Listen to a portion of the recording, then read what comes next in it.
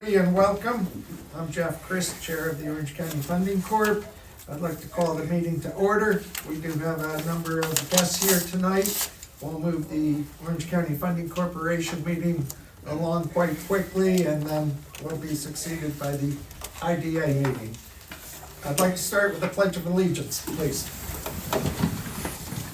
I pledge allegiance to the flag of the United States of America and to the republic for which it stands, one nation, under God, indivisible, with liberty and justice for all. Thank you. Roll call, please. Bill. Jeffrey Christ. Here. Dean Tamburi. Here. Susan Walsky. Here. Linda Muller. Here. Mark Green. Here. And Dr. Vincent Odock. Yes.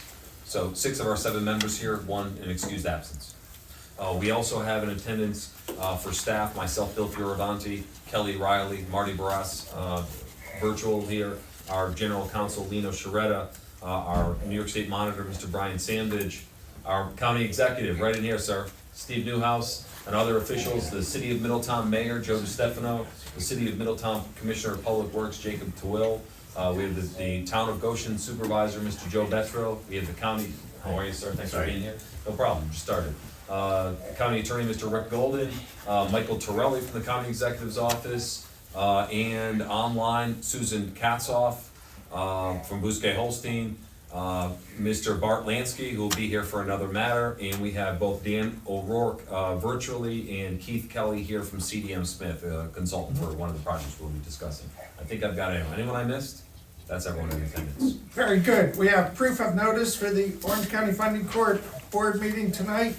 And our next item is approval of the minutes from the January 15th meeting. Board members have a copy of those. Any additions, corrections, or a motion to approve? I'll make a motion to approve. Motion to approve by Linda, second by Susan. I'll second. And before we take that vote, any other comments there? All in favor, please say aye. Aye. Opposed, the same. Motion I carried. abstain. And Mark abstains due to his absence last month. The reports, starting with the Finance Committee. Mark, back to you. If you would recap our Finance Committee meeting we just had a few minutes ago. Sure, for the Funding Corp, there really wasn't much to discuss other than CD came due for just under $32,000 in revenue. Other than that, expenses were right in line with the previous month. The only other note I would make is that we have another CD coming due, but that'll be after our March meeting, so there's no need to discuss it today.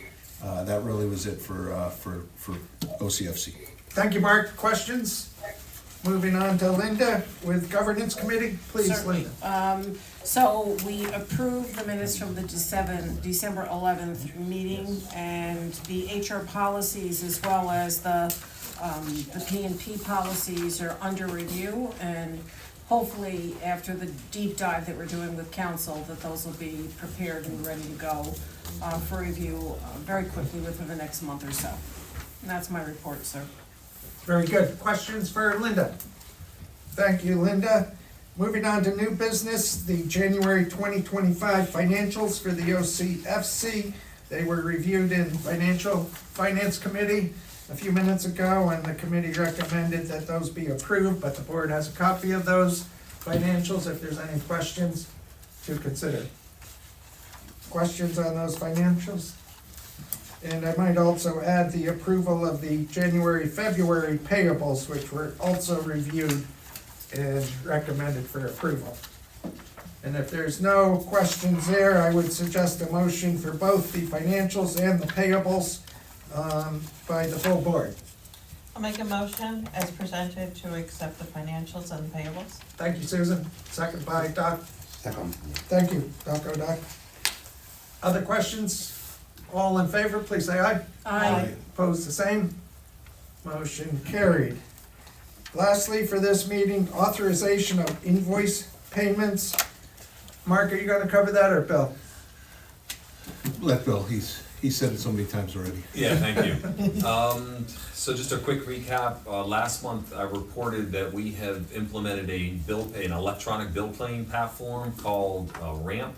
It allows us to pay everything electronically, mostly through ACH. It's helping us to eliminate checks, which is helping to eliminate check fraud, which is a huge problem now. plus it's closing the cycle for our turnaround on paying bills. We had looked at possibly having committee members remotely approving bills, and it just seemed quite cumbersome, and I think an unfair ask. So really what we're looking to do is reauthorize an authorization that you made last April, where you allowed me to pay bills. At the time, it was up to $7,500, so that we could pay everything on time, and then the finance committee continues to scrutinize it in detail, as we just did a few minutes ago, shortly after the fact, within a couple of weeks after the fact. And if there's any concerns, you raise those. What we discussed in finance is that number may need to be higher, because our rent, for example, with CAM charges and utilities can exceed $8,000. So the number that was recommended from the committee to be authorized by the board is $9,000 for me to okay bills up to that amount, and again, with full scrutiny from the finance committee at the very next meeting. Does that summarize it properly? Yes. Perfect. Any questions there? Would anyone care to make a motion authorizing that up to $9,000 payment per invoice? I'll make the motion. Motion by Linda, second to that motion? Second. By Dean, thank you. Other questions? All in favor, please say aye. Aye. Opposed, the same, thank you. And unless there's anything else that should come before the Orange County Funding Corp., I would suggest a motion to adjourn. Motion. Motion by Dean, second by Mark, all in favor, please say aye. Aye. Opposed, the same. Our meeting is wrapped up at 5:13 PM on February 19th. Keep going, Jim. Go into the next meeting? Yeah. Excellent. Am I on?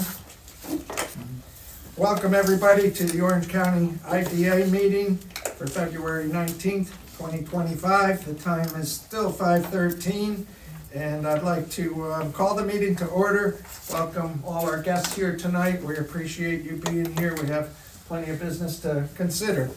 Roll call, please, Bill. Jeffrey Christ, Aye. Dean Tamburri, Here. Susan Walsky, Here. Linda Muller, Here. Mark Green, Here. and Dr. Vincent Odock. Here. 6 of our 7 members are present. For staff, myself, Bill Fioravanti, Marty Barras, and Kelly Riley. We have a number of special guests, our New York State Monitor, Mr. Brian Sandvich. We have, of course, our General Counsel, Lino Sciaretta. We have our former counsel, Susan Katzoff, on to handle one of our items. We also, again, our guests, we have the esteemed County Executive, Mr. Stephen Newhouse. We have Mayor Joe DiStefano from the City of Middletown. We have the City of Middletown Public Works, Chairman, Commissioner for Public Works, Jacob Twill. We have our County Attorney, Mr. Rick Golden. We have Michael Torelli from the County Executive's Office, the Supervisor of the Town of Goshen, Mr. Joe Betro, and Billy Iverson handling audiovisual, and 2 consultants from CDM Smith, Mr. Keith Kelly and Dan O'Rourke, who's joining us online. And we have Mr. Bart Lansky, who is attorney for one of our projects, and we also have, they couldn't fit in the room, but one of our applicants, Mr. Keith Perez and Ian Potter, representing the Sonata Group. They'll be in shortly. That's everyone. Excellent. We do have proof of notice. It's in our packet. Moving on to the minutes from January 15th, 2025. If anyone has a question, comments. And I actually have one on page 2 under the chairman's appointment. It says OCFC, that should be Orange County IDA. Any other corrections or comments here? Motion to approve with the noted correction. I'll make that motion with correction as stated. Thank you, Susan. Second to that motion? Aye. Dr. Odock, thank you. Other discussion? All in favor, please say aye. Aye. Opposed, the same. Abstain. And Mark was absent. He abstains on the minutes vote. Mr. Chairman, Council and I were just talking about moving the report section to below after the important new business, just for time. Is that Yes. something you consider? I like that. I would like to just briefly do my report. It'll take about 30 seconds, Sure. and it's involves a lot of stuff going on and outside of Orange County.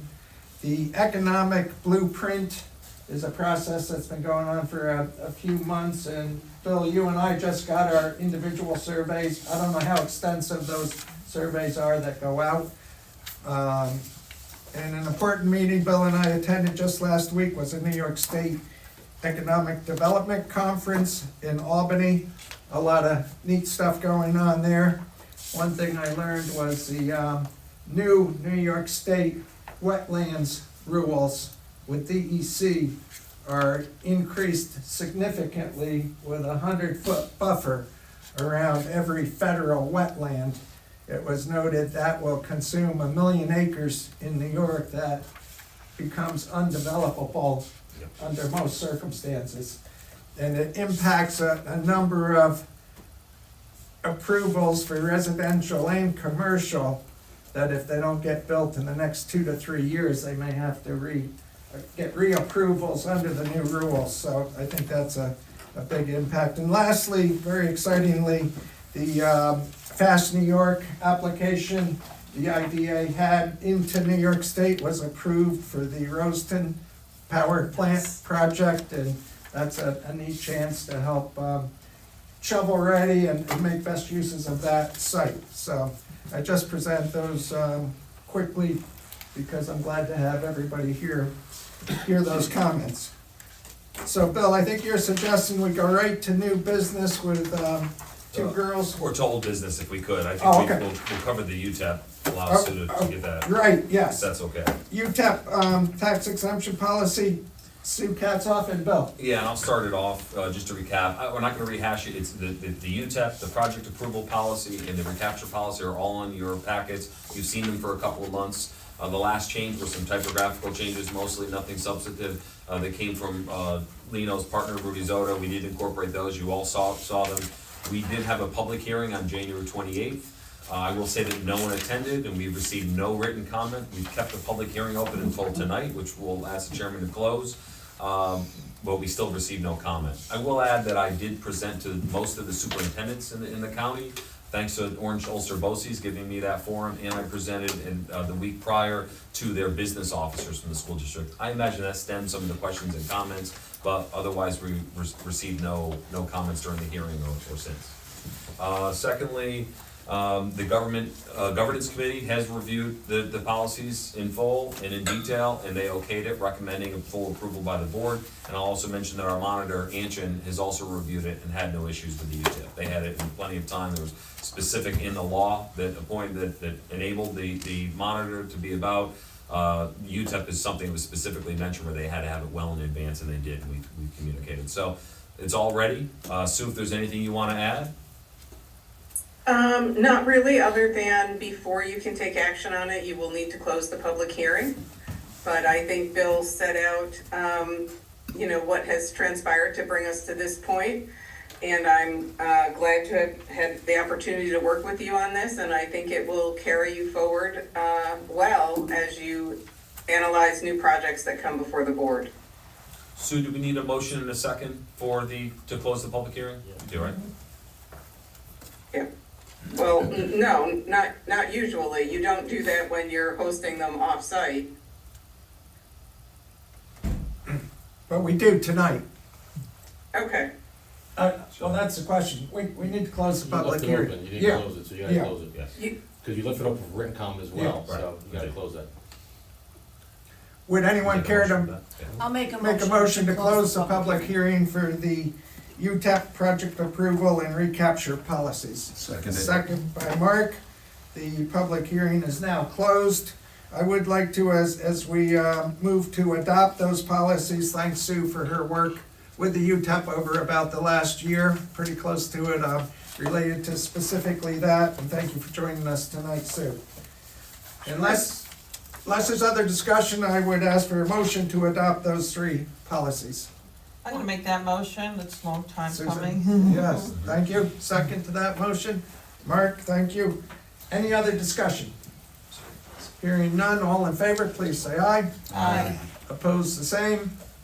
And just for the record, we have 6 ayes, no nays, and 1 absence. And one hallelujah. Yeah, there More you than go, one. Mark, thank you. Several. So we're gonna move on to the introduction of a new project. The application is in the possession of the board. Kelly, I believe it's on our website Yes. for Two Girls, One Boy LLC. It's a hotel project in Cornwall. We're just inviting in the applicant to join us here in the meeting.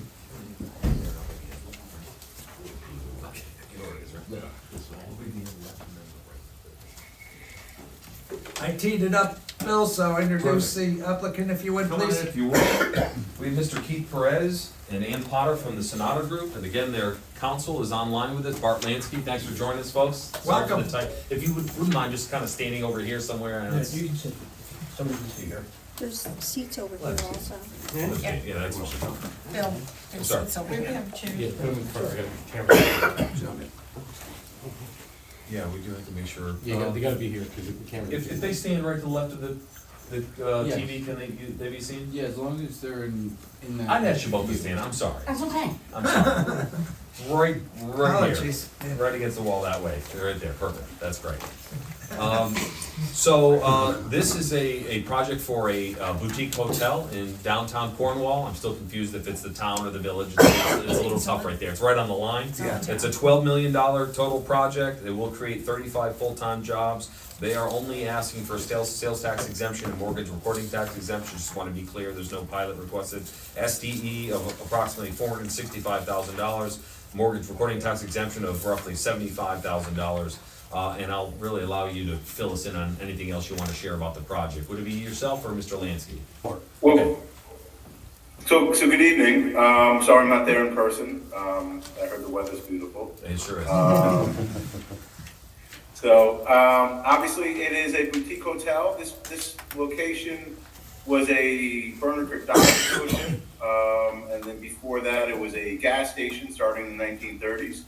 So it's a brownfield location, which is something in your matrix for approval. Obviously, it's tourism, and there's a deficit of higher-end hotels in the area.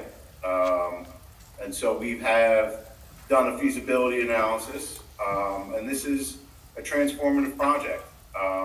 We're taking the worst piece of property in town in terms of ratables and condition and turning it into the best. We have something which has an assessment of $300,000, and we're expecting it to go over $8 million. So it should have a big impact. As was stated, we're expecting 35 full-time employment jobs, and it's a great project. And so we are hoping to answer questions. We're hoping that the board votes for a public hearing, and we'd like to be approved and benefit the county and ourselves. Thank you very much. Questions from the board?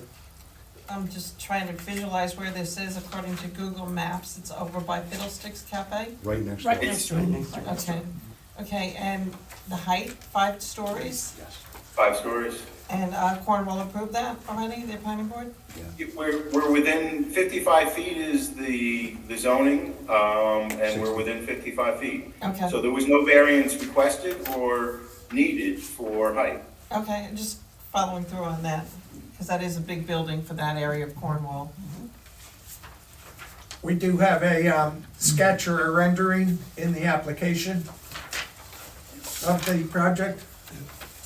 How many rooms? 52. 52? I had a question, what's the timing to build? I'd like to start in the spring. We've already received conditional site plan approval.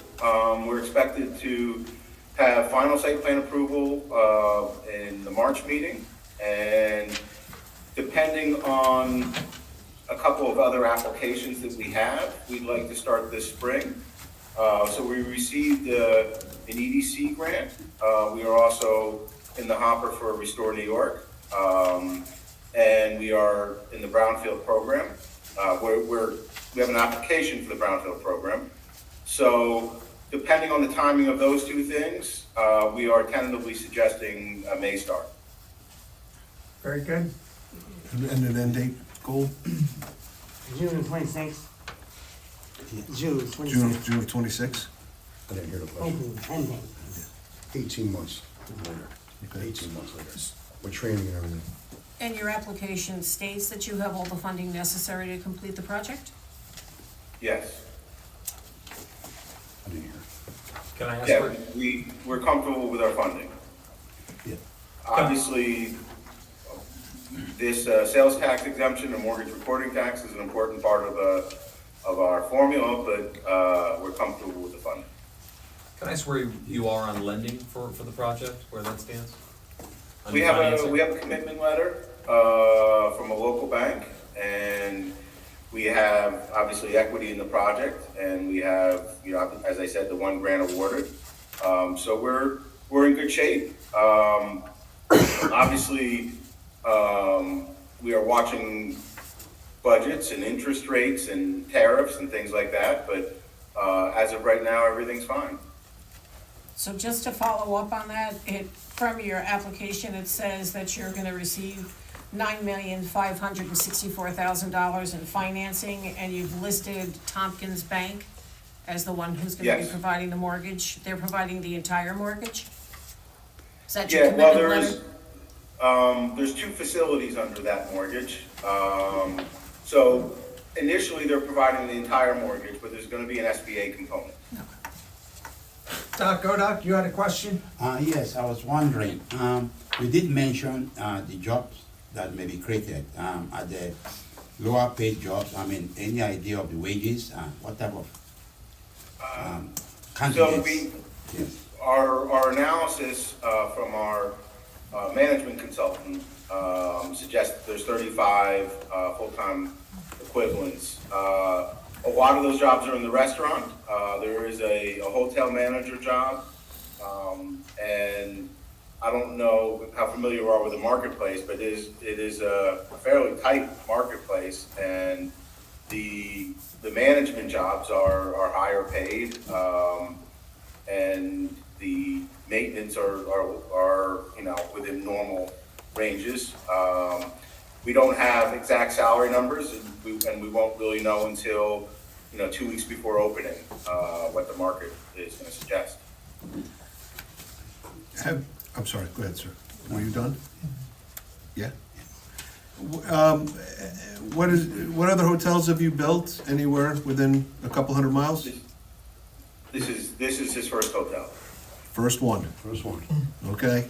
Mr. Perez owns a local contracting firm, successful firm, and this is kind of a foray into this for him. Okay, how local? Where are you? Newburgh. Newburgh?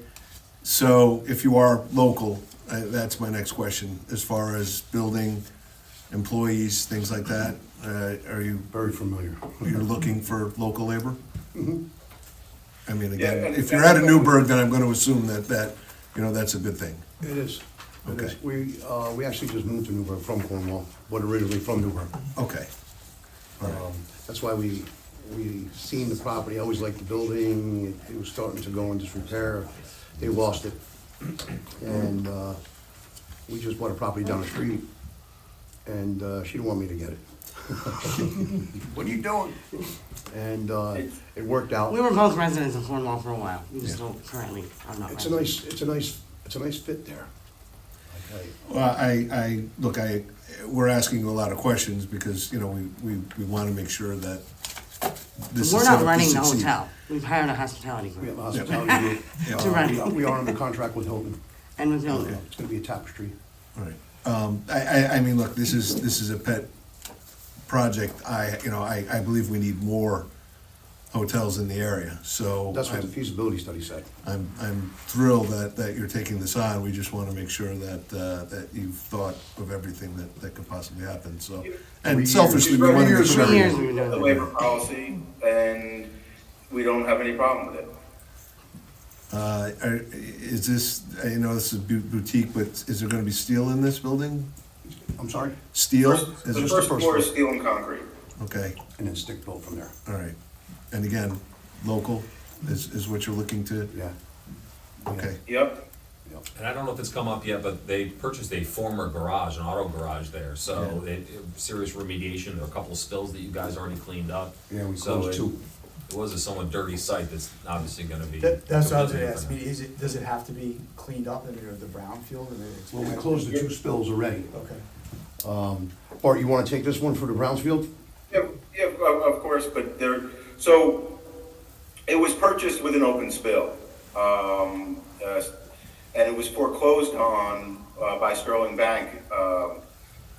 And likely the former owner walked away because of the environmental. And there was a considerable amount of eutrophied soils which were pulled out of the front in the location of some former tanks. And we were able to close that spill. We were opened up the various areas of the garage where you had other contaminants, hydraulic lifts and what have you. And we had another spill outside as part of the sewer project, and we were able to do the mitigation there and close that. And we are going through the brownfield process as well with New York State DEC. And we're trying to go with that process to the highest level and be completely free of contaminants. So rather than a level 3, we're looking at a level 1, which is the highest level now. I might just ask Lino to pipe in here. This is really the introduction of this application, not the full vetting. Correct, this is, what you have before you is a proposed inducement resolution. So the inducement will do just that, it will induce this project, assuming that this board's in favor of it. And then the next step after that will be that we would set the public hearing, I think it would be next month, Yes. correct? We'll have the public hearing, and after that, it would come back before us for a final authorizing resolution for the project. Can I just ask one more question? I know the property really well. Are you gonna have enough parking? You said there were 35 rooms plus a restaurant? Is there 52 rooms, that's even worse. Is there gonna be enough? Better, but parking. Is there gonna be enough parking? I just trying to. We've done a traffic study, we've done a parking study, we have spent, the planning board of the town of Cornwall has been remarkably thorough, and we've reviewed that, and we actually recently, because of a desire to have additional seats in the restaurant, are proposing to build parking on an adjacent property. So the site which is about an acre, which has the footprint of the hotel of about 7,000 feet, had 50 some odd parking spots. We are looking to add another 17 on the adjacent parcel. And we believe that will cover the parking. Where is that parcel located? Directly adjacent to it. There used to be a lawyer's office named Charles Obremski who had, you know the site? Yep, I do. So that was purchased by a companion corporation, also owned by Mr. Perez, and we're looking to expand parking onto that site as well. Thank you. I would just ask applicant's counsel between now and the public hearing set, just to provide us whatever resolutions from the municipality with respect to conditional approval. I know you give me an EAF, but whatever approvals you have, resolution, just submit those. Of course, thank you. Thank you. So I'd like to entertain the inducement resolution. I don't know if we want more explanation from Lino. It basically tees it up to set a public hearing at a date in the future. Any questions on that? It is in your packet, I'm showing page 88. No, I'd like to hear what the feedback is from the public hearing before making any. I think that's gonna be important. That's what it's about. So we would need a vote on that inducement resolution if anyone's ready to make that motion. I'll make the motion. Motion by Dean, thank you. I'll second it. Second by Susan. Any other discussion? All in favor, please say aye. Aye. Opposed, the same. Motion carried. Thank you for coming to us, your application. Good luck with the project. We'll be in touch to schedule the public hearing. Thanks, folks. Appreciate it. Thank you. Thank you. Have a great evening. Take care. You too. Moving on to the Indigo water source discussion. Bill, Yes. please tee that up. First of all, thank you, gentlemen, for your patience with this. We thought this would be a lengthier discussion, so we wanted to get through that. As the board knows, you've received all the pertinent documents. We received a joint request from County Executive Newhouse and Mayor DeStefano actually last spring, so it's something we've been talking about for quite a while. We have a number of meetings on it, a lot of diligence has been done. It's a request for the IDA to help fund a water study to analyze the viability of a well field in the Mount Hope Way Beyond area, known as Indigo, with a T at the end.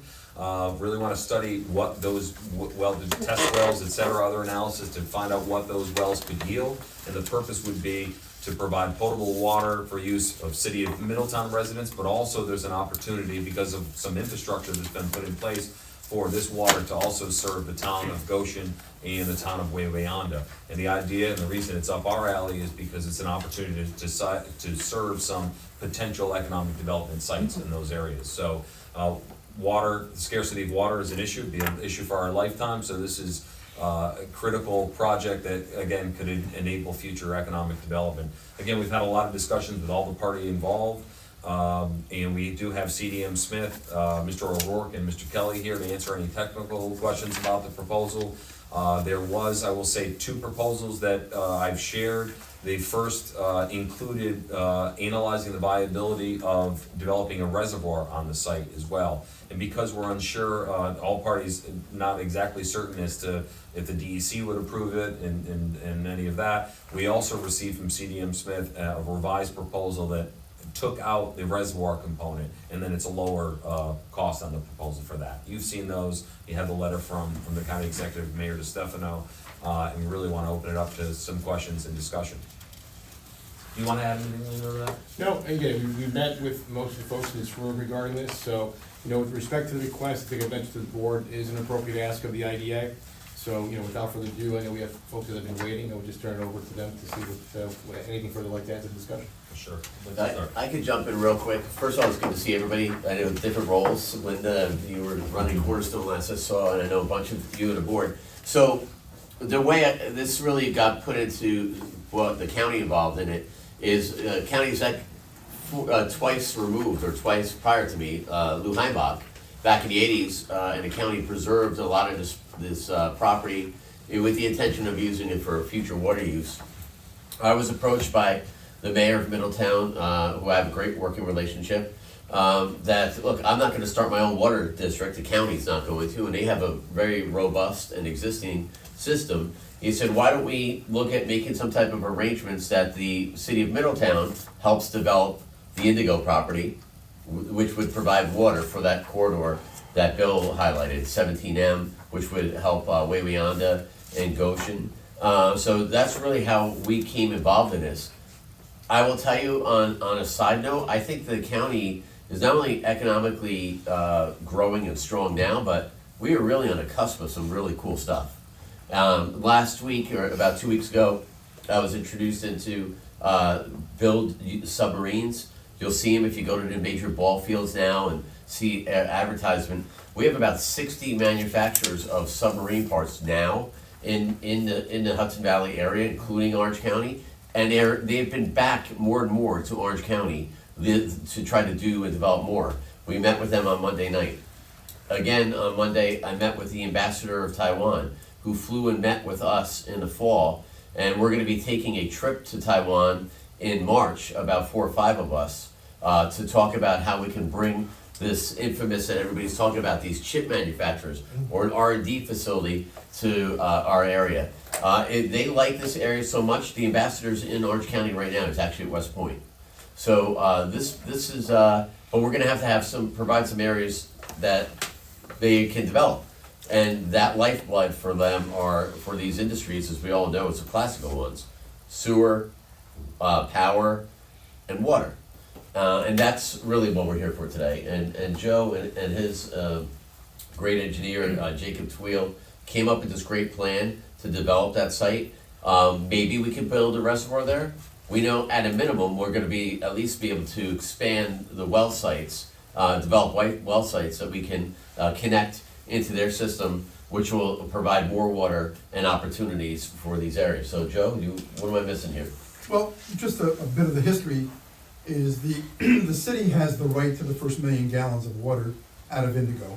That goes back to the Amy's deal from many, many years ago that obviously Amy's isn't using, but we still have the right to that water. So the idea is that Indigo is adjacent to our reservoir system. At the time when we had that discussion, there was discussions between Greenville, Mount Hope, and anyone that was, even Wallkill, that was adjacent to in the area of Indigo, who would be best developed not only to develop the water source, but to distribute it. And everyone agreed it was us because we currently do it. When we have drought conditions, we dam up the Indigo with a permit, obviously, and we pump over to our reservoir system, and that water gets into our system for distribution. So we have now water lines and sewer lines down to Goshen. We have intermunicipal agreements with Waukegan and Wawayanda, where we supply water and sewer services. We believe, and I believe everyone involved believes, that the corridor from 17 down to Goshen, 17M down to Goshen, is prime for redevelopment or development. It's mostly now used car dealerships or car dealerships, and it's that low impact use because there is no water and sewer service. Denise and Wawayanda has approached us a couple of times for large scale projects, which we were not able to engage with her with, because we need to, what water source that we have now is used for the city development. We have water guaranteed for Amy's that's still set aside in our permit that we're talking to Joe Vetro about over there to go down to Goshen.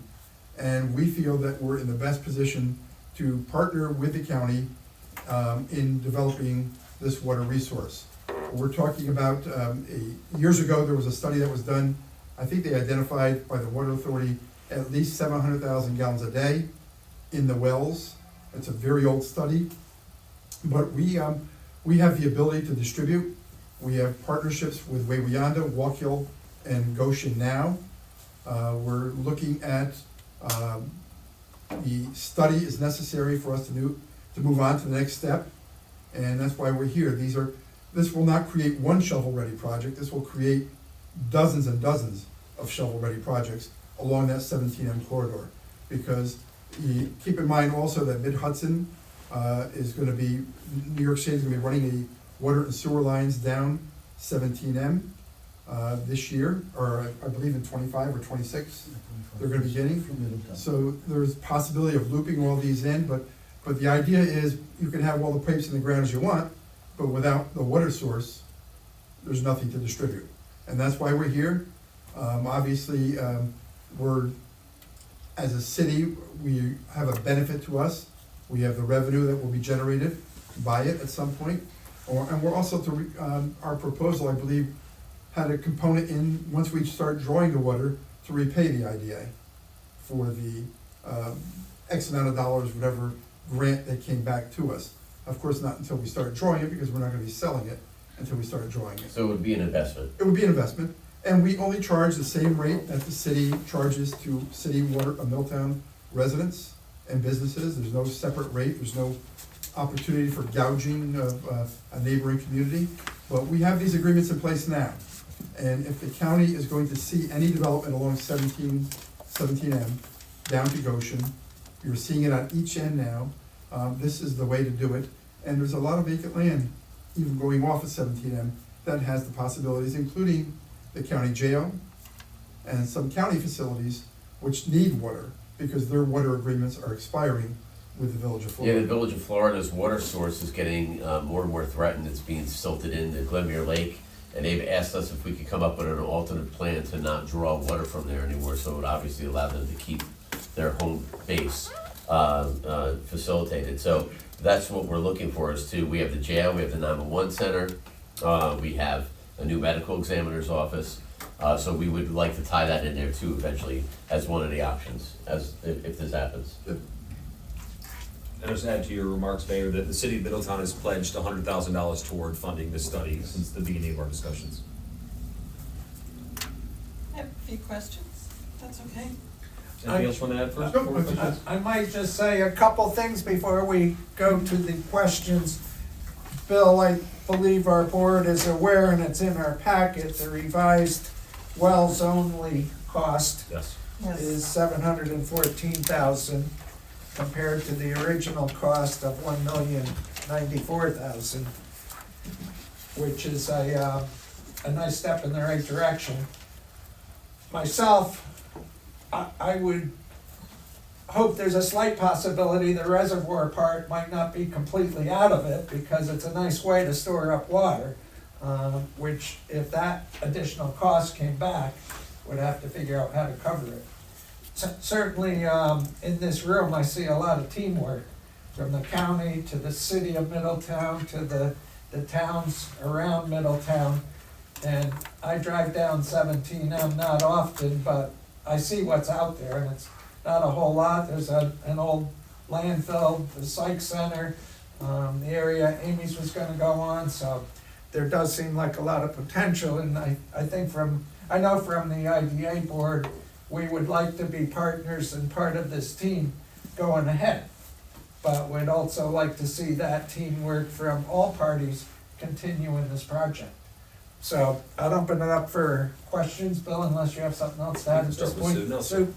So, I understand the water portion of it, hopefully, I know there's been discussions about possibly a convention center down that way, as well as something new to go into Amy's, since what was supposed to be there has not transpired, as well as Amazon had a large project they wanted to do, but backed out of, down in Wanda area. My question though, however, with water comes sewerage, okay? Will the project properties that could be affected have to put in their own sewage, or does your sewer plant have the capacity to handle that extended water supply? Jacob, you wanna handle it? Yeah, it will have capacity, and also we will expand as needed. As additional water sources get online, we will have to expand our water treatment plant eventually, and we will expand our wastewater treatment plant. And how will that be funded? That's outside this, From the users?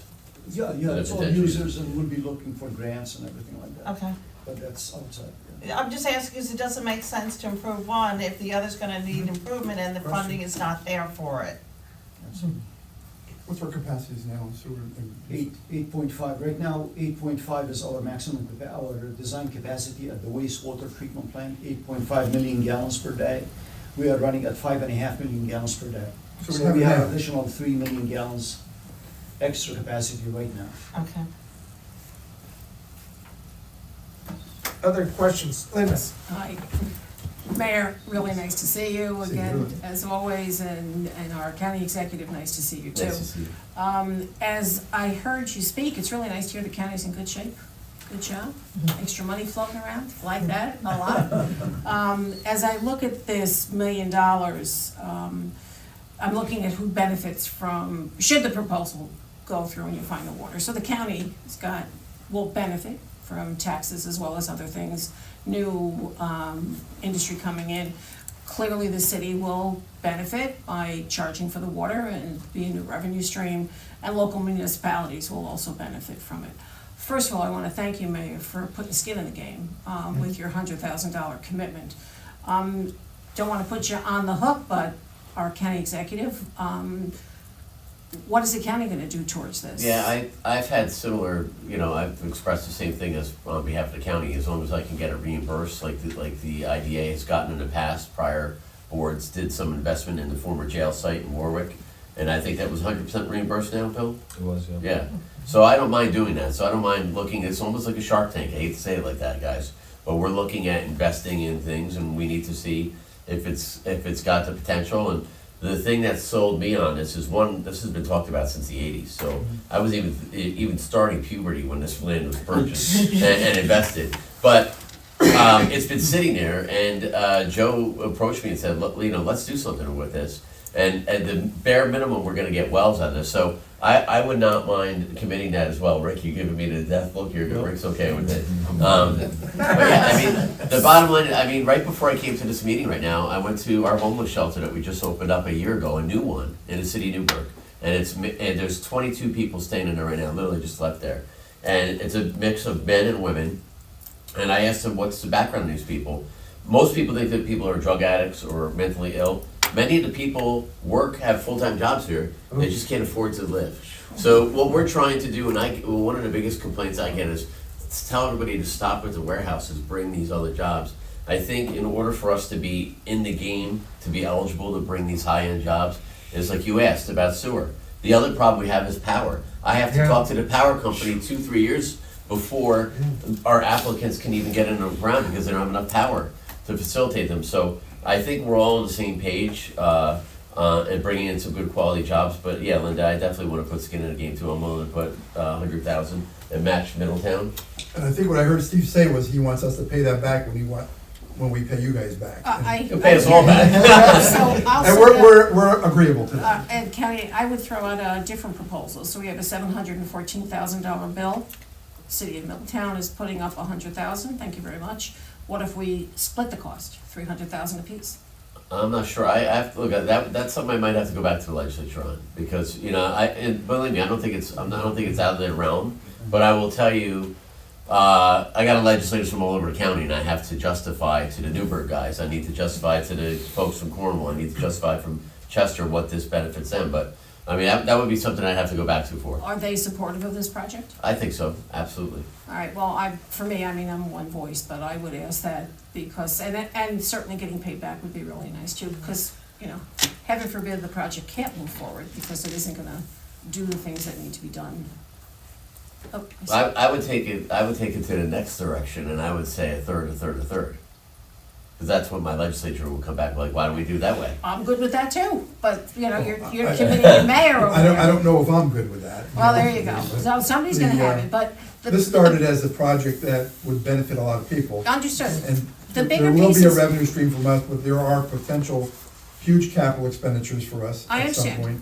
So, investing on, at that point, me getting my legislative body. No, I to understand. agree that would be My very reason for saying split it is the county you benefit from it, but the county benefits from it a lot more if this all comes to fruition. You got Taiwan and you got all these Well, they're other not people. here, those are Well, birds in the bush. I understand, but they're in the mix and there's opportunities. And to more look at. importantly, is the local towns benefit too. So if Joe lands another Lego land, Joe, I love the guy, but he's got one of the best jobs in the world. He has a town that gets a check for over $1 million a year from a Lego every year. Understood. So I appreciate the ask for the entire amount, but I'd like to see a proposal come back that says, on top of Mayor Joe's contribution, what would the contribution from the county be? And the risk then is a little bit less for us. I'd like to just do a Shark Tank thing and make a decision, because we keep kicking, I know this is the first time we're meeting with you, but he and I have been at this for a long time until we got here. Yeah, Right? we met with Jeff, I think, and Yeah. some members of the board, and Bill, and had some. Well, for me, I don't think I could do that vote tonight, I'm only one voice. I would appreciate you going back to the legislature and see if the proposal, if my fellow board members are in agreement, to try and move that back. You know, other things that you've asked us to do, we have done. We're just asking, it's a big nut to crack, and we have other projects that are coming down the pike. If there's an opportunity for us to share the remainder burden, that would be a great partnership between the county and the IDA. And if I could just add, one of the complications when we, going back to legislative bodies is, and then the plan dissolves, is that everyone thinks that when a big project comes in, that, like, the city of Middletown will automatically give water and sewer to a project outside the city limits. And that's not going to happen anymore, because of the way the permitting process has changed now. We have to go through a special process to get a water use permit outside the city. And that's why we need to develop a water source. Understood. So we're not going to utilize what we have for our development in the city. So if you had a convention center, which we did, by the way, with the town of Wallkill, we had a significant private investment convention center that wanted to come into the city. But the only properties were county-owned property adjacent to the city. Wallkill would not allow the property to be annexed in, and we would not supply water and sewer to the project outside the city, and that's how you get these back and forth between municipal bodies. That's why I think the best place to address it is through here. You're the economic development engine of the county.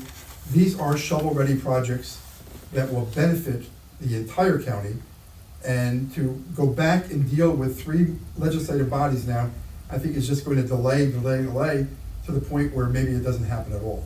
And you're not talking a lot of money, but you are talking a lot of political posturing when you get to dealing with other legislative boards. People always are looking for an advantage. You're not looking for an advantage, you're looking for development.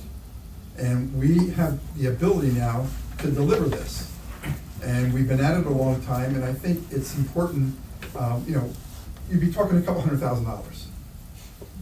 I might just jump in here. I see some urgency here. I see urgency for the opportunity. I know, and I think it's appropriate to say Amazon is still looking in Wayanda, and that process is moving along. Being able to expect some payback eventually, and for the county to put in 100,000, that basically gets us down to $500,000. The total cost had started at $1,094,000. I kind of agree with, well, I do agree with you, Steve. It's time to jump in and make something happen here. If the price goes back up to the $1,094,000, that's gonna be a tough nut, and we'll readdress things then. Jacob? Yeah, if I may, the price is actually $1 million for the study, I'm sorry. Because the idea is we're gonna explore the use, if reservoir, at the very beginning of the study, we're gonna do our research with the consulting engineer. If the reservoir is not feasible at the very beginning, before we spend any money, then we'll meet with the DEC. The DEC, they'll tell us you cannot build the reservoir, whether it is by law or by regulations, whatever the reason is.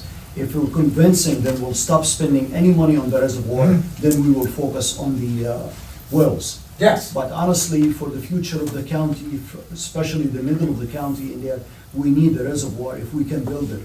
So we just don't wanna give up on it for $300,000 in there. Yeah. The study, we wanna do the feasibility once and for all, like the county executive said, and the mayor, it's been on the books for forever, literally.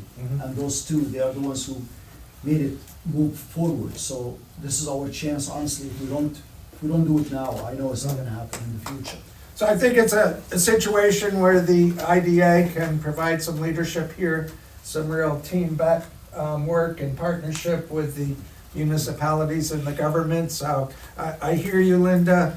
I'm not sure it's worth the time for that part of the negotiation. We know what our finances are. The payback, I think, is a big deal. Just a friendly reminder that this is the first time this has come to the body, so we've not had an opportunity to have this conversation.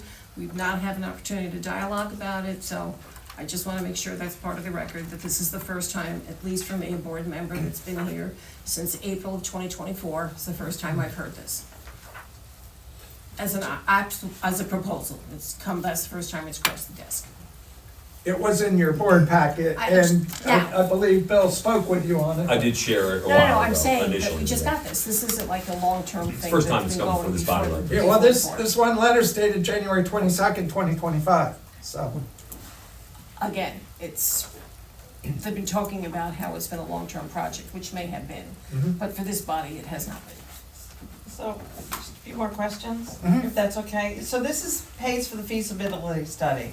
To actually develop these wells is gonna be a very significant investment. Where will you be looking to fund that investment? It's actually, we're gonna be looking for federal grants and federal money. Without this study, we cannot go and apply for additional funding for the development of the water source. You have to have the report to document, in this study, to document that, yes, there is water, you can develop an adequate water source in this area, this is how much it's gonna cost, then we can go search for grants and additional funding source. But without this study, we cannot go ask for grants or anything like that. So, and then, another question is, you're obviously, Middletown's gonna declare themselves lead agency, I guess, on this? Sure. Yes. Okay, who's gonna own this study? We're funding it, or funding it in part. Who owns the study once it's done? Is that gonna belong to the city of Middletown? Is it gonna be a shared study with Goshen and Wayanda? Who owns the study? Well, I think the three parties involved, the county, the city, and the IDA would own the study. That would just which make makes sure. Which would make it a public document anyway, but, It yeah, would- it we have would no be- problem, oh, I'm sorry, go ahead. I'm sorry, I didn't mean to jump in. No, we have no problem sharing it with anyone, with Wayanda, Waukegan, Goshen, whoever would wanna see it. Our goal, if the study shows what we think it's going to show, would be to move as quickly as we can, seeking grants, looking how we can best get that water out, because obviously at the end game, there's an advantage to us, there's a benefit to the city by selling the water and sewer, just like we have now. We're not doing it out of the goodness of our heart, you know that. Right. We're doing it because it not only benefits the city economically, it benefits our residents, jobs. There's other opportunities that will be created by this, but there is many benefits to the county. So it's to our advantage to get this thing out as quickly as possible. But we can't get to step 2 and 3 until we get the study done. I was just going to say that it would be open to the public by the process that they're doing this. Also, there wouldn't be seeker done before this study, just I want to make that clear. This would be, this is a type 2 action under seeker to go ahead and do the necessary investigation. But before they got funding for the actual project, or they would have to go ahead and complete seeker by that time. Because you have to have seeker completed before you undertake fund or review the project. To Susan's point though, to the extent that this board does approve it, because the CDM Smith proposal that was revised on January 22nd is addressed to City of Middletown, so you may want to reflect maybe parties of the county and the idea involved as part of the study, that's all. Thank you. So I have a couple questions. So this is a study, correct? So we don't really know where this will end up, correct? So, but I will say to the board, these gentlemen have been such advocates for this county to build. Steve has said numerous times that he goes places and they need answers. Immediately, the first person on board is the one who gets these projects. They've been very successful in bringing good, great projects to the county. I personally, I would support it because I think that the work that these guys have put in, Joe, for years, everything, great projects for the county. We have clawback to bring some of this, get the money back in the future. I know it's something that, it's a lot of money. I don't wanna, say little upon the amount of money that we're talking about. But I think that somewhere along the line, municipalities have to expend the money to get these projects in. We hear all the time that, oh, we're gonna go there because it's so easy to get approvals and whatever else. We are the development, Orange County Development Corp. I think that we should really take a look at this. And I'm seriously thinking about approving what these guys need to move this county forward as quickly as possible. That's what I think. I think just two things on what you said, Dean. One is you said, we're not sure what this is gonna yield, and you're right. But we have a great idea because they had at least 750,000 gallons a day well study that they did decades ago. Yeah. The other thing I was saying, I think Linda alluded to it too, the county's strong financially, but I'm doing some massive investments. I gotta invest $250 million in a sewer plant overhaul that's not budgeted in Southern Orange County. It's at end of life, it's gotta be expanded. We're also doing massive road infrastructure projects. So the county's we're doing multiple investments throughout the county right now, more than we've probably ever done in the history of the county. So we're using any money that we have saved to not only give taxpayer relief, but we're investing heavily in buildings that nobody touches. And I think that's a good thing. We're proud of our roads, but they're only as good as we continue to maintain them. So I just wanted to make sure you guys know that, like, the county's not like, hey, we're sitting on this, you pay for it, not me. That's the situation we're in. Just like to add one thing, Mike Torelli, how you doing? Part of this study is not just a paper study, it's actually doing water exploration with stuff in the ground. So there are deliverables that can be realized by the study by actually doing test borings and actual wells that'll show you where it could be produced, and then once you find it, it could be where it can be piped, whether to a reservoir, to the existing reservoir system, and eventually to the water treatment plant. So there actually is deliverables, not just theory. It's actually like boots on the ground, people doing work, digging holes in the ground, finding water. So that's a big difference. One of you guys mentioned the collaboration, I think Dean did. I have a county of over 30 different cities, villages, and towns. I don't know any place in the county right now that's doing this, where you have two town supervisors. Denise is in our meetings regularly from Wawayanda. So that's what I'm saying, like, I don't know anywhere else in the county that's doing this right now that says, we have this hot area, we think it's future ripe for development. I don't see anybody else coming to the table like we are with a project like this. If I may. Also, like the county executive said, if a project comes in tomorrow and they say we need water, well, there's no water. On 17 Yeah. you can't give them water. We got the 350,000 gallons in there for Amy's Kitchen. Maybe they can use some of it, immediately through Goshen.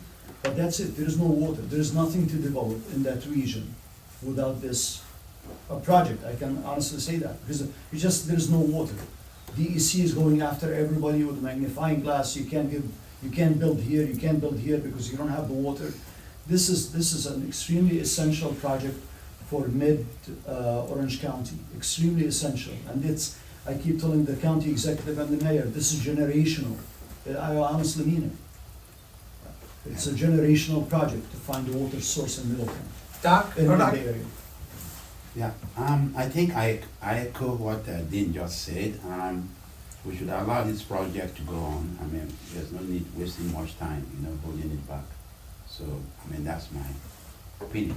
Mr. Chair, I just have one final question. So are you asking for the million or the 714? We're asking for the million. For the million, okay. So then with the contributions from the city of Middletown and for the county, thank you very much, both of you gentlemen, you're asking for $800,000 from the IDA.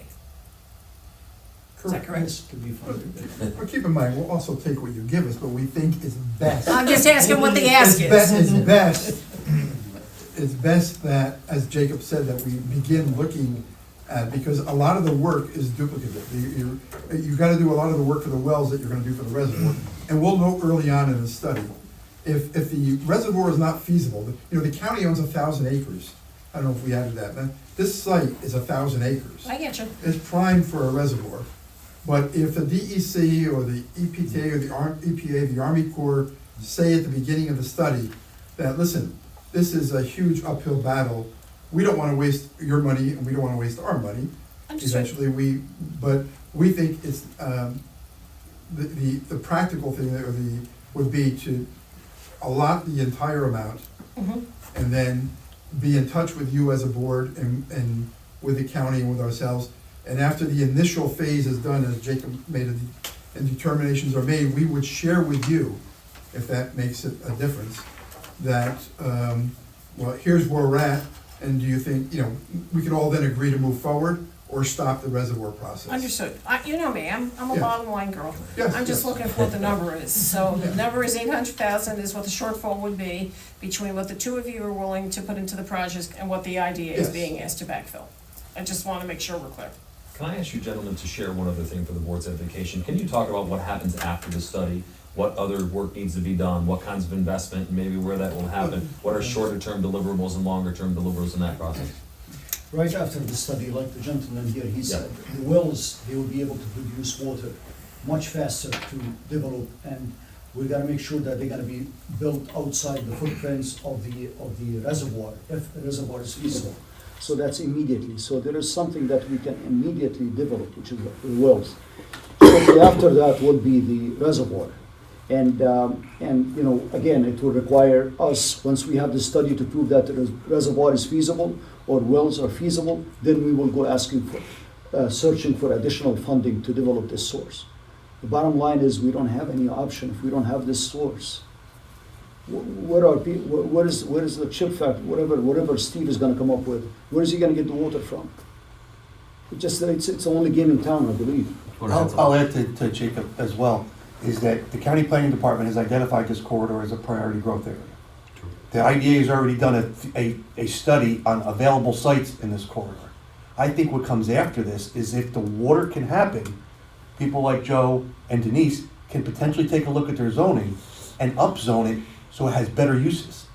Right now you can't put a chip fab plant on 17M or a food manufacturing plant on 17M. You don't have the water in the sewer. If you can envision with the village of Goshen did, with the help of the IDA and the county and the town and the village of bringing Royal Wine, that type of development can come up, but right now it can't. So I think after the fact, what happens is once it's known that something can be done, then they can actually look at their economic development policies internally. I say they, meaning the towns, to be able to approve projects that are of better nature. But without that, it's the low-lying fruit, I hate to say it. It's gonna be more car dealerships and, you know, stuff that doesn't consume the actual infrastructure, so. That's helpful, thank you. Susan? I'm trying to put in my mind a timeline. So let's say you walk out of here tonight and you say, okay, we're gonna give you the cash. We'll lend you the cash, because we do expect repayment, like we did with the Warwick project. What is the length of time you think the study's gonna take, and how long after that will it take you to start development? And I'm not gonna hold you to it, but I'm just. The study's a year, I believe. Yeah, the study is 1 year. Okay. And then development, I'll let the engineers, I guess depending on what the study says, will be how we move forward. But again, it's in our best interest as the distributor of the water to get this water out as quickly as possible. Like, if we have all access to this 1 million gallons a day, or whatever this generates, it's in our best interest, because it doesn't move anything along. It doesn't move the jobs, it doesn't move the housing, or whatever comes with it. It doesn't come without us getting it out the door. So we have, our distribution system is right next door to the Indigo. So it's not gonna take a lot of infrastructure, I don't believe, Jacob, to get it over to our system. Yep. We are literally, we literally do it now, in a sense, where we dam up the Indigo Creek during drought, and we just did this this past summer, or earlier in the winter, not even the summer, that where we dam it up and then we pump over to our reservoir system. So I'm not an engineer, but he can probably talk to it better, but I don't think it takes a lot for us to do that, to get this water into our system. Yeah, the wells will not take a lot, but so you would know, we are spending right now $8.5 million, City of Middletown, to reinforce the raw water line going from Kench to Shawangam, which is basically that water will be pumped right into it. So we are spending right now $8.5 million just for raw water lines running in the woods to convey water from one reservoir to another. That will be a great fit for this water to be pumped into it to go to our reservoirs. We spent another like over $12 million for dam improvement for City of Middletown on its own without anybody and without minimal grants. So we're investing heavily in our raw water system and our finished water system in order to be available for the projects that the county exec is speaking of to deliver. Again, I was just thinking out loud, because if projects are gonna come in looking for IDA assistance in that court, we need to be able to tell them that, we know that that infrastructure is gonna be there for them. Okay, agreed. I had a little misunderstanding about where we were starting from tonight in our Zoom call there a week or two ago with this new letter. I was just under the impression the price was $714 without the reservoir. If we agreed to the $514 and the 100 and the 100 tonight, can you at least start the review to see if the reservoir is a possibility? Because if you get to the point and it's not, you're good to go. And Bill, I just thought that was a number we were looking at for tonight. I don't want to blow it.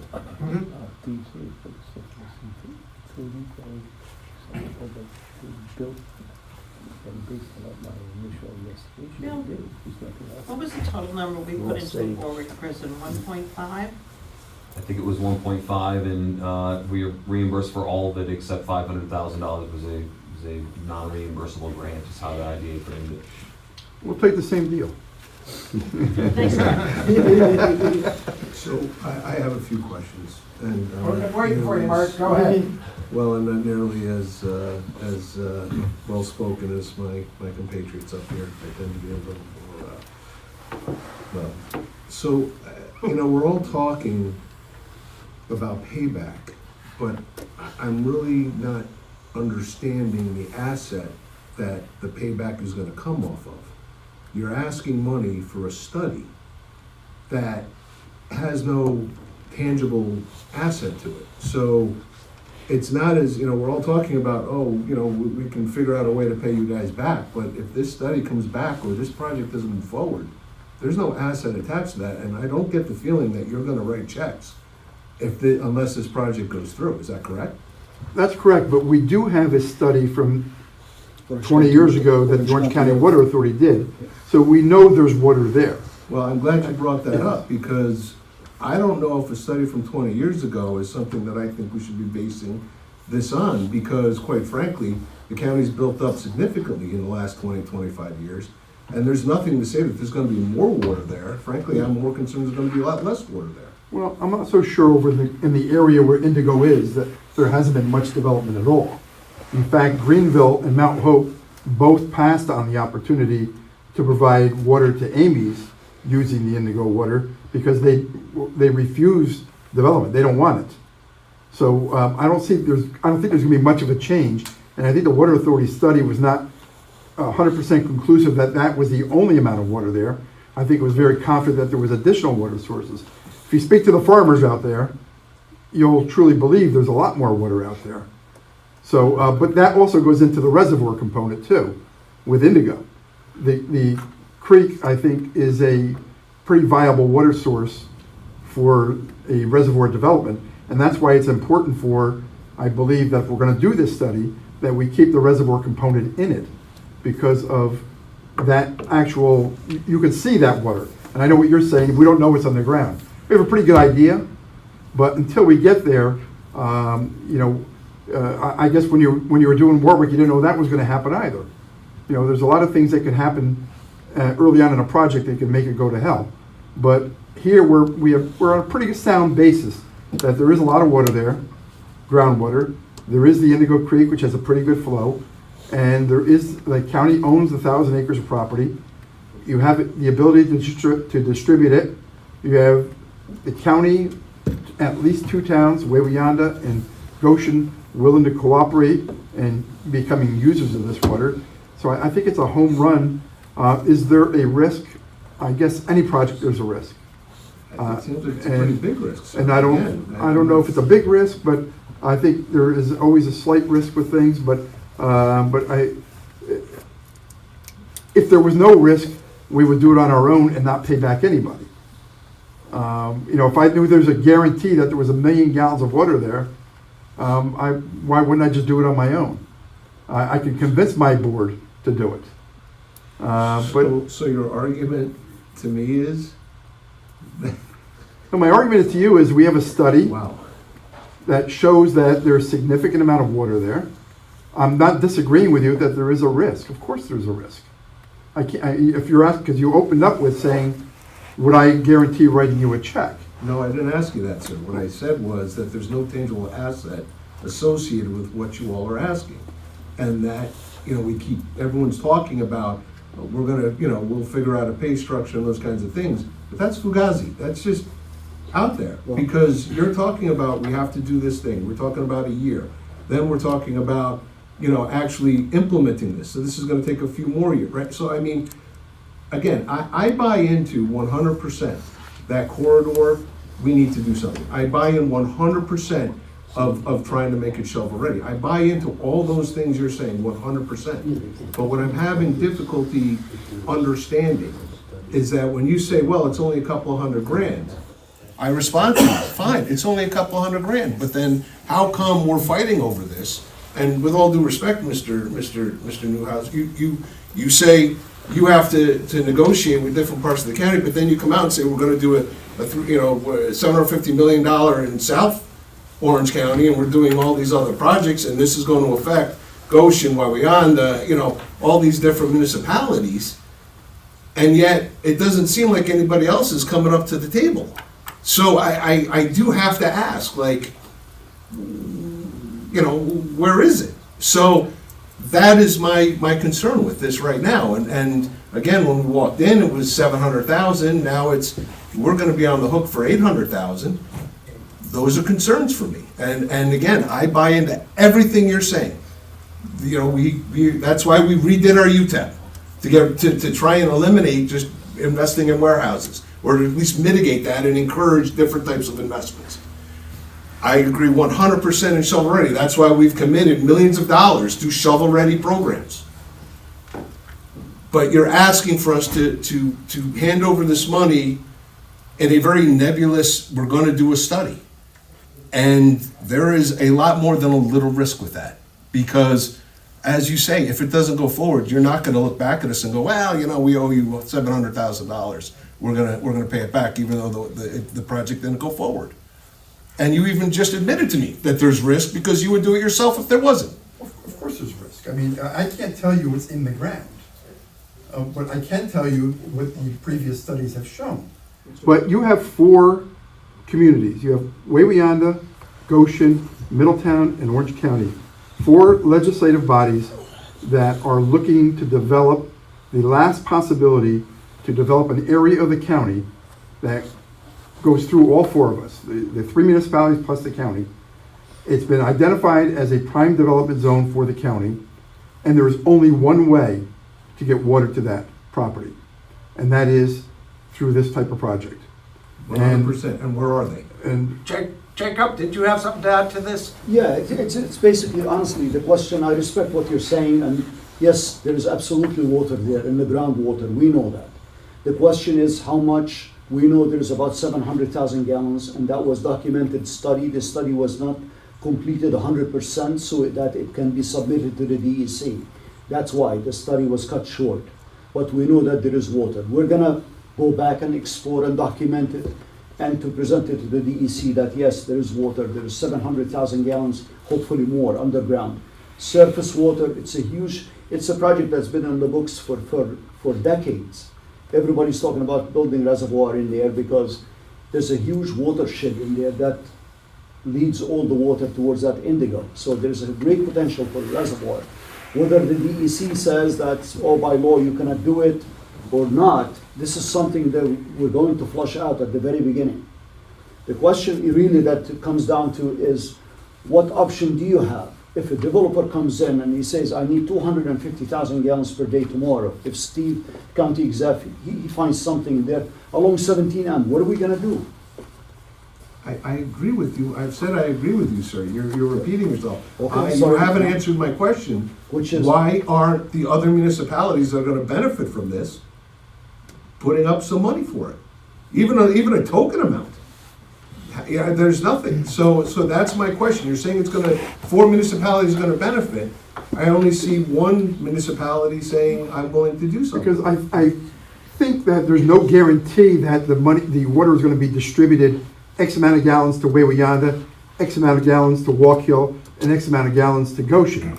It's not a sharing of the water resource. It's what projects come in. If a project comes in on 17M, a chip manufacturer, and they say we need 700,000 gallons a day, we're going to probably try to do it. I think with the county and Wawayanda say that this is a good project for us, then where does that leave Goshen and where does that leave Walk Hill?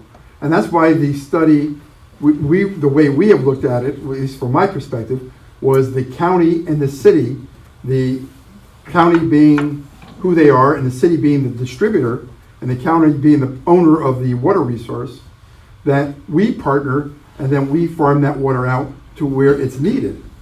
That why would Goshen contribute 100,000 gallons to this study and then not get any water out of it? It's a feedstock for us, Yeah. not ownership in the project. But so there is the opportunity to do a huge project on this corridor. The water might not even make it to Goshen. It might just make, we have people on 17M, Frank Sienna, who owns a couple of the auto dealers there. He's calling every day. When are you going to provide me water and sewer? When are you going to do this? When's it going to happen? I have big projects that want to come in down here. I have this, I have that. And that's, I tell them, it's not in Middletown, it's way beyond it. You got to call Denise.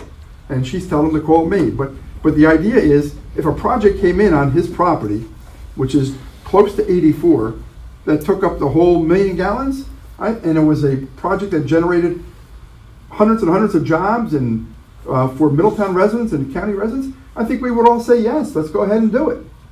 Absolutely. Yeah, and that's why Goshen and Walk Hill would say, why do you want me to pay in the study? And that's what happens in the political bodies. And that's why we're here for you guys, because you're an economic development team for the county. You're not a parochial, like Goshen's gonna look out for Goshen, we're gonna look out for Middletown, Denise is gonna look out for Wawayanda. You guys rise above that. You're there to do the development and set the property up for development. And that's all we're asking. we will be able to provide water and sewer, 1 million gallons along that route for as far as 1 million gallons goes. And if you build a reservoir, we'll go to 2, 3, 4 million gallons. We'll make the capital investment on the water and sewer filtration systems, and that's our cost. But for now, we have the opportunity to do this 1 million gallons.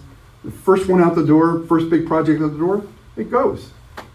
I guess just from due diligence, and I guess this is just my level of frustration. The letter that was dated from Mr. Newhouse was a year ago, March 2024. And both of you have said that it takes a lot of time to go back and talk to your bodies, your governing bodies, to get their support for a project.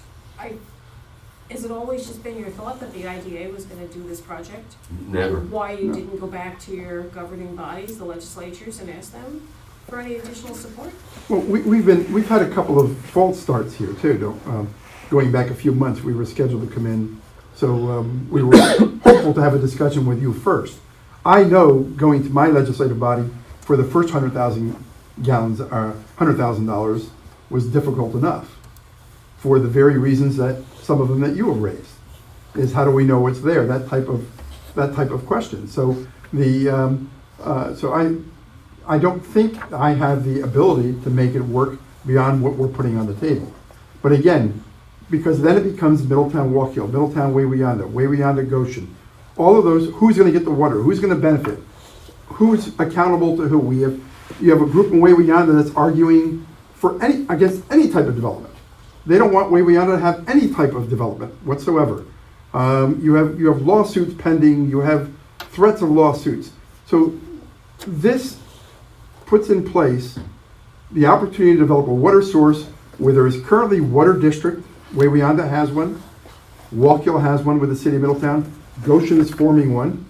And once you provide that water source, we provide that water source with the county, you're going to see that corridor develop. I think no one at all is in disagreement with that. I think this is just a process piece, at least for me. And the two greatest concerns I have is, one, this letter that was dated a year ago on March 14, 2024, to go back and talk to your legislators and see if there was any movement, knowing the position the county's in, to see how could be additional funding from the county to support this.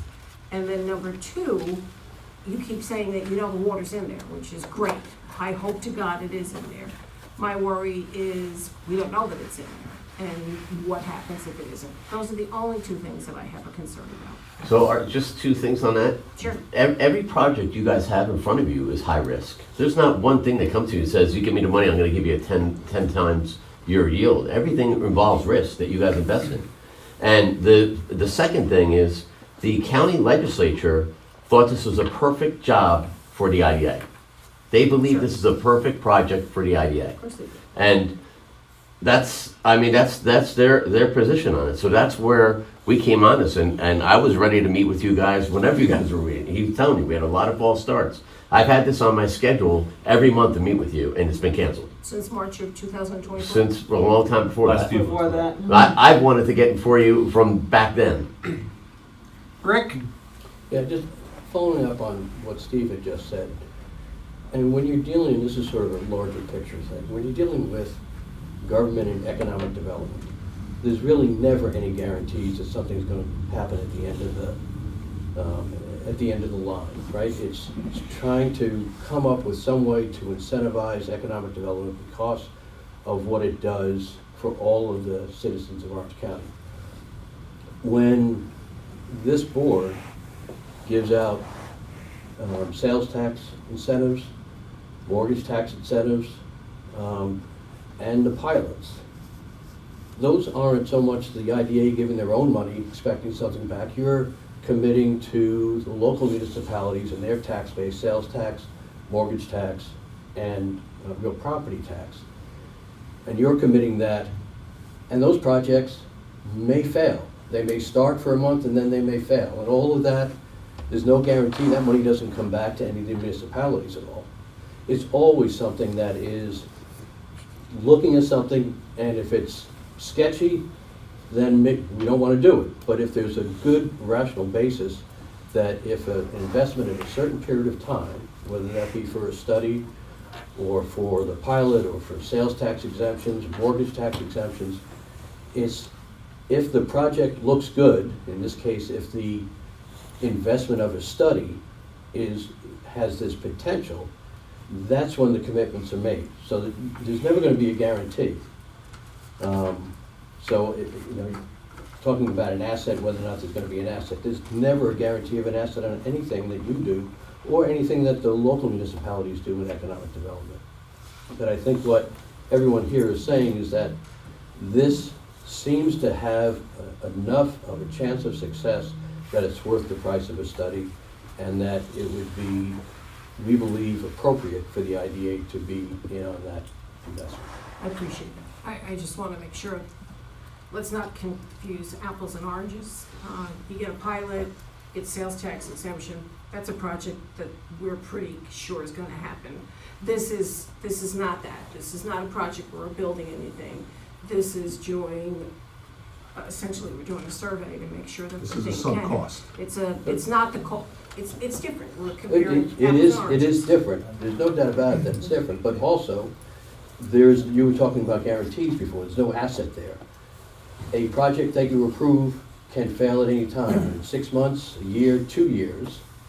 But there's already been that commitment for which you commit local municipalities, counties, towns, cities, and other districts, their money in order you decide to invest that in this project because of I understand your position. I just hope that you can understand the position. Again, I'm one voice. I'm one voice to my colleagues, and I'm a consensus builder, so I just think I would appreciate your understanding my concerns.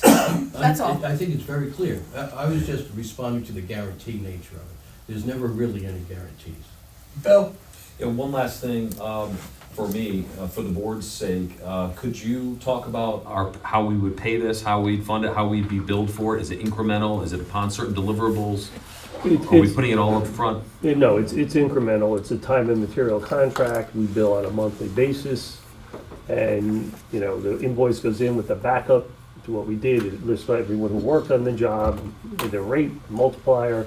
If there's an ODC, which means an expense like, we're paying a sub, the drillers and stuff like, their invoices are attached. Everything is documented. We only charge what we incur. Related to that, and in the big picture, I feel this is something we all need to figure out how to get done. It's just too important for the county. It's an opportunity. It's a resource that we really have to examine and figure out what is there. In the interest of trying to move the needle a little bit and start the project, and a little bit related to your question, Bill, could we agree to the first step that gets us through the reservoir feasibility, if that's going to be part of the project or not, just to get this moving? It's pretty clear we're not going to come to terms tonight on the overall project, but being time is urgent to get it moving. Is it going to cost $50,000, $100,000 to do those first few steps that nothing else can happen anyway until they're done? And then the risk, at least at this moment, is less, but we're moving. That's probably Jacob. So you basically want to say, hey, CDM Smith, do the first $250,000 on it in the next couple months, and we'll come back to you if we could make the rest work, is what you're saying? Yeah, and we'll have time to explore some other things. Everybody will have a better understanding. It has been, and I'll take some of the blame for not getting it on the agenda sooner. But there's been a lot going on in the last year. And Mr. Chair, I don't mean to interrupt, but instead of going through that whole process, look, we have a proposal on the table. I'm not quite sure which one it is, either $714,000 or $1 million. Whatever that proposal is, whichever one, why don't we simply take a vote and we've got 100,000 here and 100,000 there. Can we do the $714,000 with the reservoir out as the last proposal we received and vote on that? Well, we don't want to shut down the reservoir. Well, you can fund it. What's that? I said you fund it. Would that So, be IDA? so, you're saying 714. Same funded that, With IDA us participation being reservoir, 514. 250,000. 100 coming from the county, 100 coming from the city, and we do the 500, the difference between the two. With the opportunity for them to come back if the reservoir is viable and they need additional I support? think that's enough, we could talk about that in the future, but if the whole deal is your point, is get this moving, then we know that this is what this is what we're prepared to do, at $500,000, I think we're a pretty good partner. Great. But again, to me, that's a pretty good partner, but if he's saying he needs the money for the rest of it, I mean, again, I know it's timing. I mean, all these developments, wherever, it's timing about getting these projects completed. But I think, Dean, right now, figuring out that last part isn't gonna slow down anything to start with. They're gonna go test for wells, that's what they're gonna go test for the water and see what's underground. Well, we're gonna start with meetings with the DEC. We're gonna do our papers research, and then go meet with the DEC and tell them this is what we have, this is what we wanna do. And is that something that you will approve? And is there any law or regulations against it, building a reservoir? Because really, this is the big thing for us, is building the reservoir, because that's gonna have much higher safe yield for water, for development.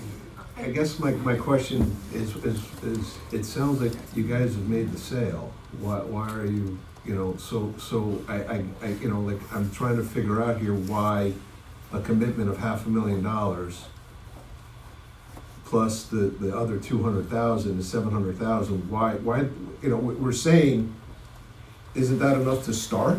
Isn't that enough to get going? Well, I think that's what I put on the table was, for discussion at least, now that I can put anything on the table, was that approve the $1 million, subject to the initial phase, which Jacob and I, if the DEC comes back and says, this is a viable project to do a reservoir, and the engineers say that's a viable project to do the reservoir, at least we're in place and we can move forward again. But what you're saying to me now is if you do the 714,000, we're never going to know whether the reservoir was a viable project because we're not looking at it. At least we have to look at it preliminarily. But I thought you said you were gonna look at it and they were gonna tell you pretty early on whether or not you could do it. No, we're not asking them to do that, right? We're going to tell them. We're going to 500,000 contribution. Yeah, I think you guys are trying to get to yes. yes. Let's get to yes. Let's get to yes. Okay, let's get to yes. What I would suggest, to your point there, you can, up to $500,000 right now with the contribution from the county, from the town, okay, without prejudice to both the town and the county coming back and asking for additional funding, should it be required at this point? There's no, and because to your point, there, yes, there is a risk, but there is also the flip side of that coin where if this does come to fruition, so let's say they do this study and there's a feasibility that they can actually get this water, that they can have a district, there's a provision in the municipal law, general municipal law, to get that money reimbursed. Now, we understand it's way off, we understand that they can do a study, and by the way, they may get nothing there, and then, we've basically spent that money and to study, that's it. However, again, there's the other side of that is, if it does come to fruition, you can entertain a motion to expend up to $500,000, or what is it, 514, I guess at this point? Yes. 514, with the understanding that this is a contribution on behalf of the IDA for this study. You're gonna amend the CDM proposal to add the IDA, the county, and the town as signatories to this. Understanding that it's a contribution on behalf of the IDA, with the contribution from the county and from Middletown for $100,000 each, without prejudice, and that's how you start, and then we'll see where they go at that point. And if they think that a reservoir is feasible, again, there's no prejudice to come back and ask if that's something that can be done later. And this just be subject to CPS? Yeah, it's also, it will be subject to obviously an agreement among the parties. Which would talk about the payback and timing. Correct. It's not going to do the field work. So what I would entertain would be a motion to, again, up to $514,000 contribution from the IDA, with the understanding that this would be a contribution payable and, back if it should yield some type of water and a district ultimately that would pay us back when and if this ever gets done. And again, to Mr. Golden's point, that would be subject to an agreement that council will review and be presented for your board, but that's the initial motion. Susan? I just had a question, and that would be for the mayor and the county executive. So was this project put out to bid, or how did you come up with this firm to hire?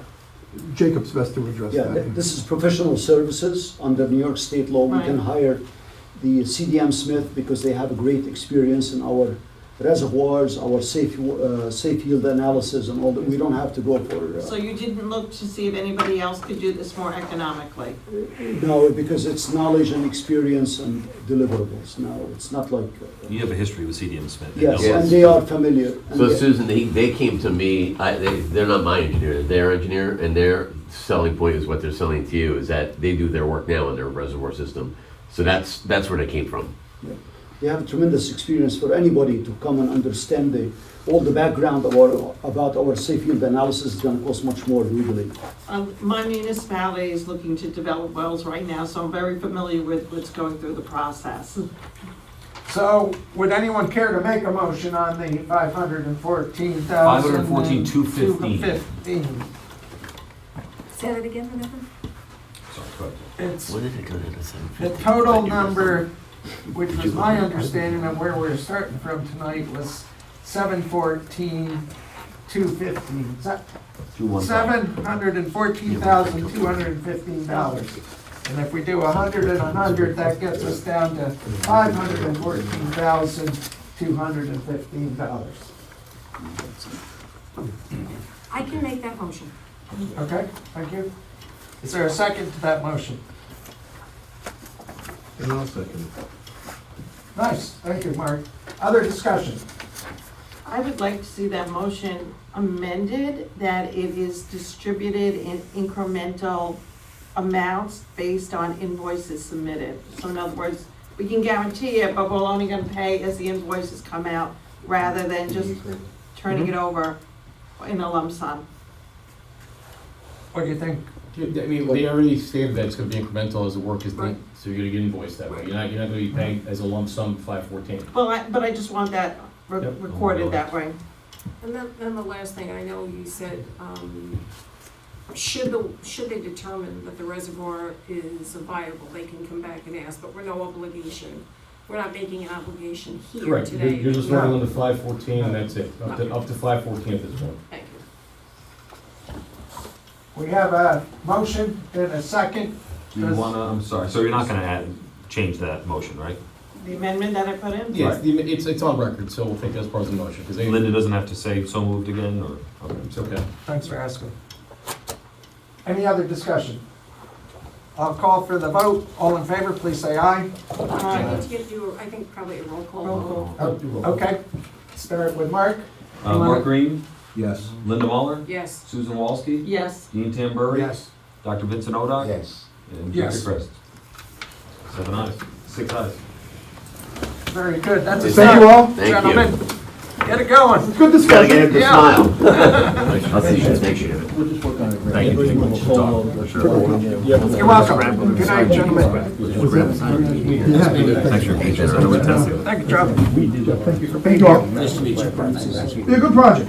We're gonna let you go swim. Perfect. He lives close by. Right? Sir, I'm less concerned about the water, I'm more concerned about the system. Yeah. Good to see you. Rick, take it easy. Good to see you. Thanks, Kate. Absolutely. Michael, thanks for coming. Thank you, Joe. That's just a water bottle. Go ahead. That's a long one. As it should be, though.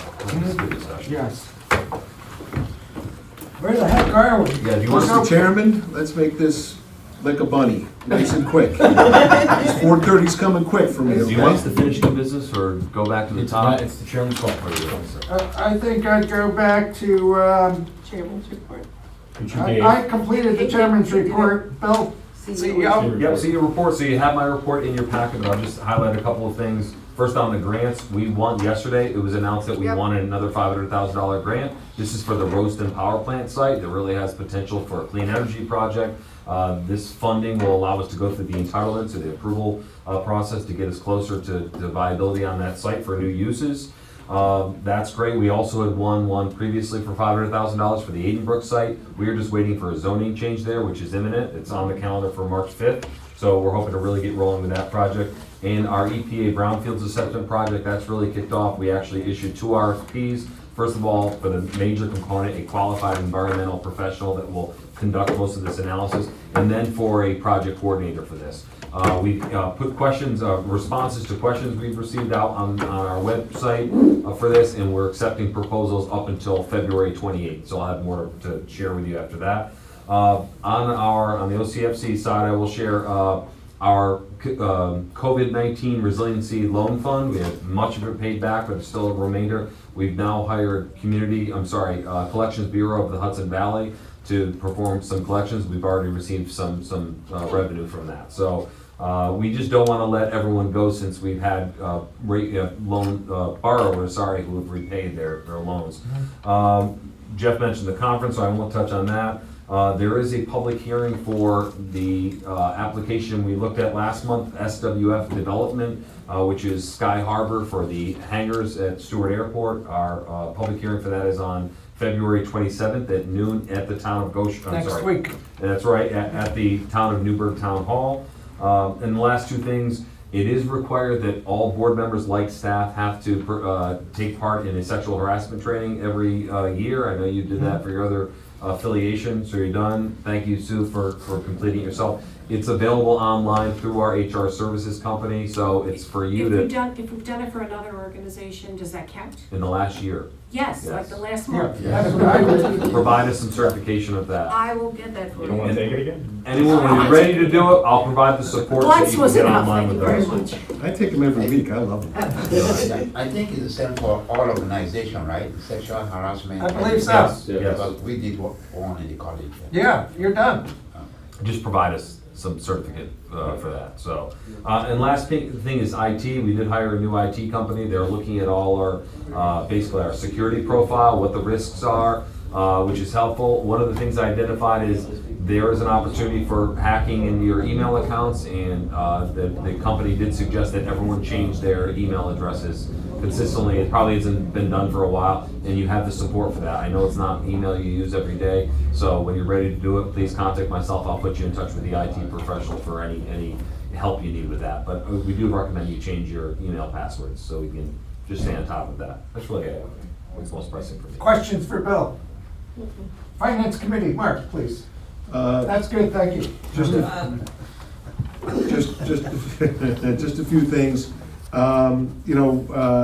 Because of the UTEP, we had a slight additional charge because of the public hearing of $325. We also, the $5,000 for the blueprint that was mentioned before, hit the budget. Really, other than that, all the other expenses were in line. I do want to say that we did get a CD, and I guess it's good that I'm saying this now that they're out of earshot, of $264,000. That's all right, they're not watching, they're in their cars.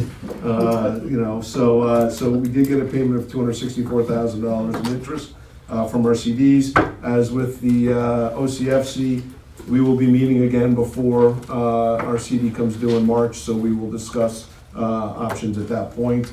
And that really is all I have to say about that. Thank you, Mark. Questions? Moving on to Linda, governance, please. Basically on governance, we're looking at the policies, the P&Ps and the HR policies, and with the help of our attorneys, we will have something back before the board for approval. We won't even be reviewing things anymore, we're just gonna approve it. Excellent. And then we move on to, accept January financials, because we did the UTEP. Yes, we're back down to the third item on the new business. Mark Green again. Financials and payables, please. This is under new business. The recommendation to the board, and we need to just. Still needs to approve them, so if you just want to recap your recommendations from the finance committee and to accept the financials. Yeah, boy, I vapor locked right now. So You do this every month, but you just tell the board that the committee voted to approve. yes, the committee voted to approve all of our expenses. And we The committee recommended your board approve. I'm still in fight mode, I mean, That's I see. you know, I apologize. And we have those financials and payables in our board packet as well, Correct. with the recommendation. Would So you any- need a motion? Yes. I make the motion. A motion by Linda, a second by Susan to accept the January 2025 financials as well as the January, February payables. All in favor, please say aye. Aye. Opposed, the same. Motion carried. We need to authorize the invoice payments. Yes, this is kind of renewing a previous authorization I had last April to pay bills at the time up to $7,500. That's to allow us to pay everything off. And then the board again scrutinizes it right after the fact. We did this in OCFC, right? So you know what it's about. We're looking at the amount of 9,000. Correct. Yes. I'll make the motion. Motion to authorize those invoice payments up to the level of 9,000. Is there a second to that motion? Second. Second by Dean, thank you. All in favor, please say aye. Aye. Opposed, the same. To appoint these attorneys, Lino? Yes. Sure, so the next item, I'll make it quick, Brad Schwartz of Zan and Steinmetz is being appointed as conflict counsel. So this is a project, this is GTI Warwick, so there are parties in that transaction that will be before you that I used to represent at one time, one in particular, a utility company. So they're involved in that project with respect to an easement that has to be modified. So Brad is simply coming in to just review that aspect of that application. As far as the initial work that has to be done, it's very brief, he has to review the easement, but probably next year in 2026, when that project comes before your board, there'll probably a little bit more to do. But again, because I'm involved in the utility company on the other side of that transaction, you need to bring in conflict counsel for that particular matter. And that's why Brad's, and he's doing it at the same rate that we do it. He understands it, and he's done this work before, and again, that's all that's being asked for tonight, is to approve his engagement letter. Questions? Motion to approve that engagement with Brad? Yeah, By the Mark. firm is Aaron Steinmetz, Brad Schwartz is a part of that firm. Thank you. And a second to that motion? Mark made the motion, second by Doc Odock. All in favor, please say aye. Aye. Opposed, the same. Motion carried. Moving on, as we close in on our, maybe our last agenda item here, Bill just passed out the 2025 IDA goals, and these are the result of discussion at this board, as well as individual calls, particularly between board members and Bill. I spoke with a number of you earlier in January as well.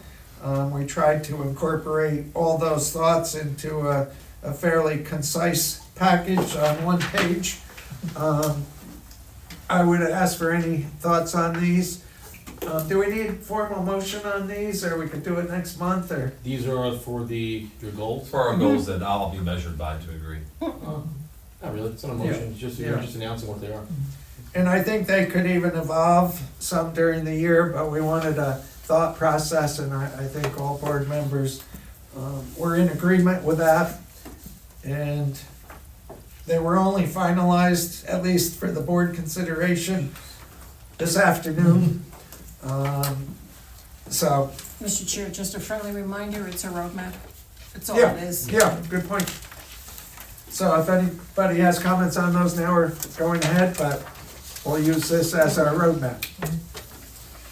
We good? There's one last one on the other page, on the last page, but it's really, I covered it on harassment Yeah, that's what training. I thought. And I just thank you all for bringing back your ethics forms, conflict of interest and such. I think we have just about all of them now, so thank you. Anything else for tonight's IDA meeting? Motion to adjourn. Motion. By Susan, second by Mark. All in favor, please say aye. Aye. Opposed, the same. Thank you all for being here and having a good fight tonight. The deodorant ain't cutting it tonight. Oh, look at Moses. Listen, it wasn't 9:30, I've done those.